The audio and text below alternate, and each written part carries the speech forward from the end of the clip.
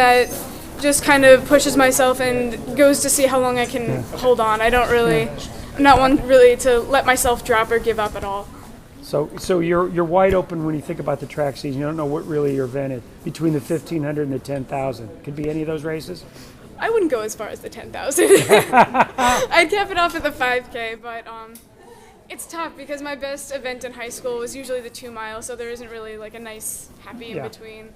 So I think either one of those, I'll definitely put all of my best efforts forward and see where it takes me.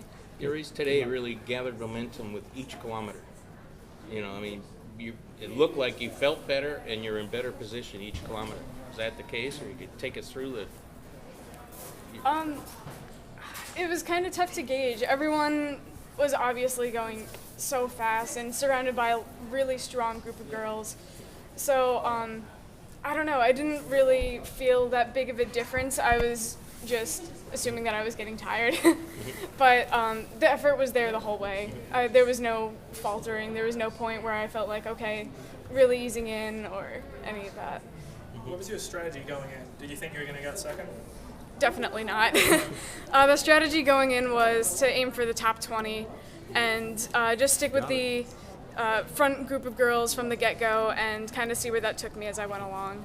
It seems like this season you've been getting better every race out. What do you attribute that? I changed my training over the summer. New Jersey's really, really hilly. That's where I'm from originally.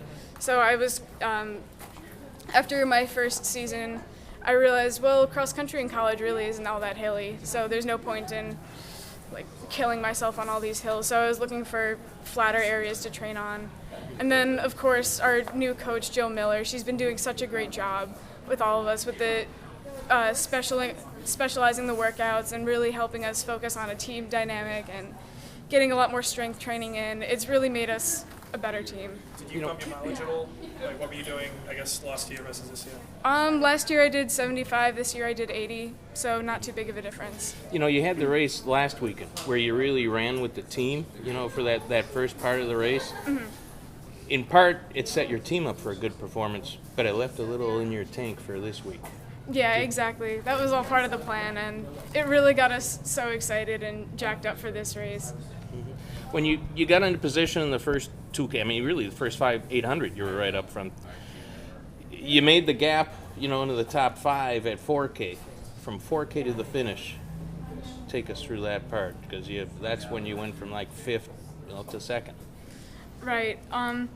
Well, as you know, the course is really windy and tight around there, so I made sure that I wanted to really hug the tangents.